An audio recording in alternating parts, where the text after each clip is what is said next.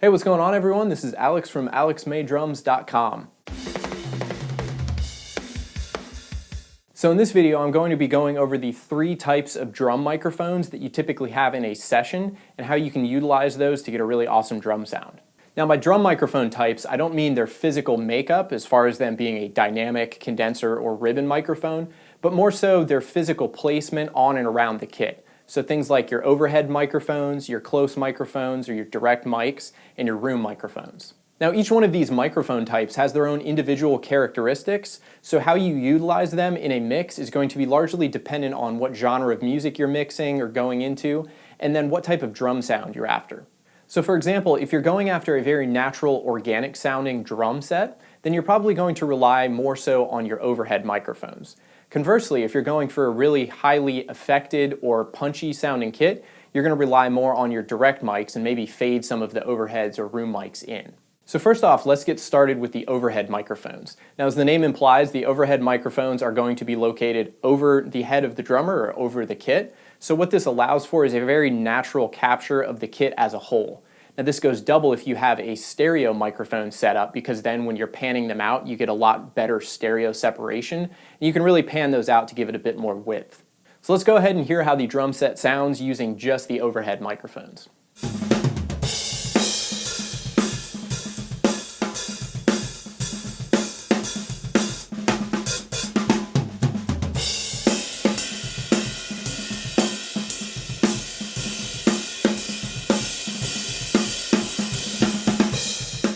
So as you can hopefully hear, the overhead microphones give a really nice full picture sound of the kit because it's picking up your drum shells and your cymbals relatively equally, assuming you've got a decent playing drummer with even dynamics across the kit.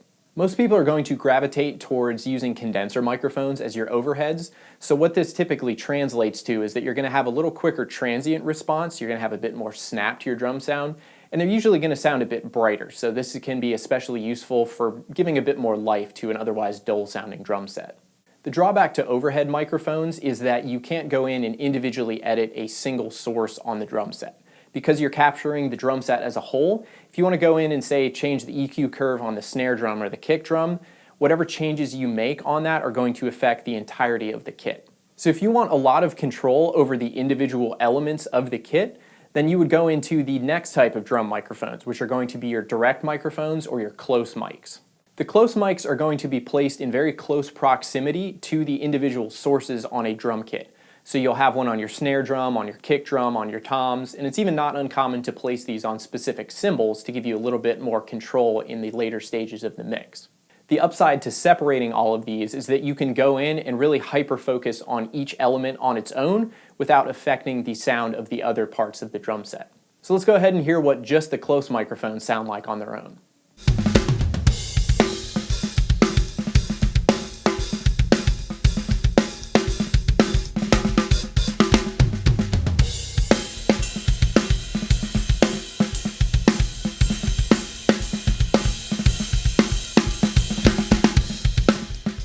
So with the direct microphones, you're getting a more direct sound, obviously, and that can be really good if you want to do extreme EQ, compression moves, or anything else of the sort on particular parts of the kit. Now this can come in very handy for heavier genres or more affected genres, like metal or electronic, when you really want to augment specific pieces of the kit to a very severe degree. So these microphones are going to sound a lot more punchy and more direct, for lack of better terminology. So for heavier genres, if you're looking at doing something like rock or metal, you can really focus in on something like the snare drum and make really radical EQ and compression moves without affecting the rest of the kit. Now because of the closeness of all these microphones, you don't pick up as much of the ambience of the room.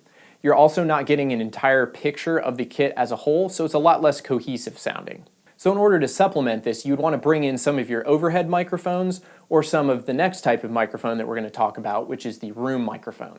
So in sticking with our very literal naming of these drum microphone types, the room microphones are, as you may have guessed, going to be set up in the room. Now what this means is that these microphones are going to pick up a lot more of the ambience and natural reverb of the room that you have your drums set up in. So depending on how far back or how close you have these to your drum set, that's going to really augment how much of the space you're picking up in these microphones. There are a lot of really cool things you can do with room microphones. Just by moving them around in the room, you can really exaggerate certain frequencies or make the room sound bigger than it actually is. So this is a really cool technique if you want to bring in some extra life to your drum set and make it sound larger than life.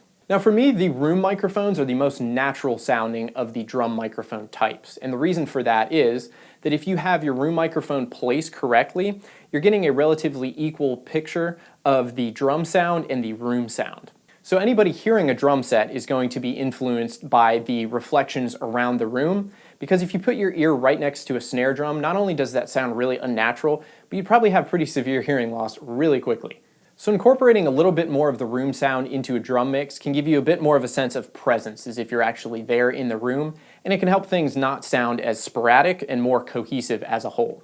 So let's go ahead and hear how these room microphones sound on their own. Now the way I have my room microphones set up over here is that they're pointed right at the snare drum, and they're using the snare drum and the kick drum as a center point to bisect the kit in half, so you get a little more accurate picture right down the middle.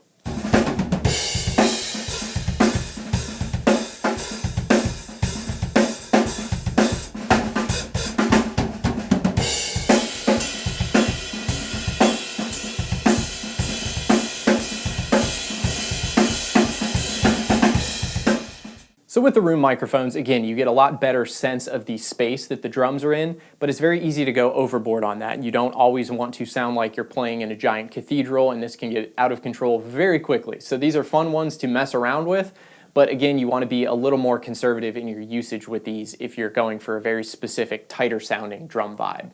So with these three types of drum microphones, you can mix these together in multiple different ways.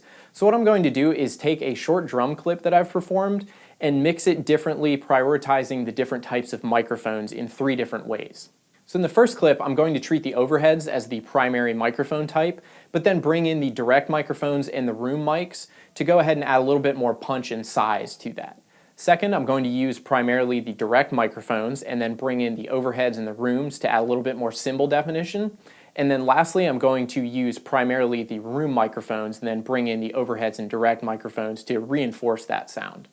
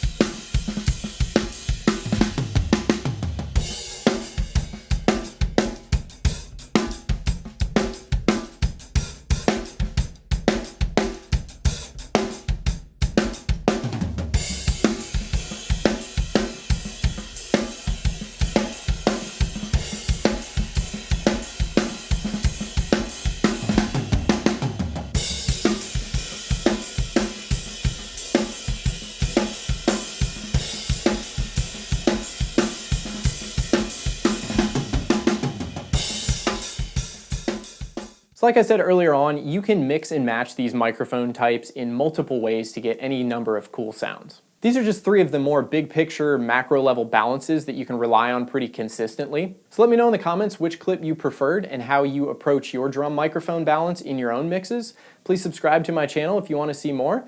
Thanks again for watching, and I hope to see you next time.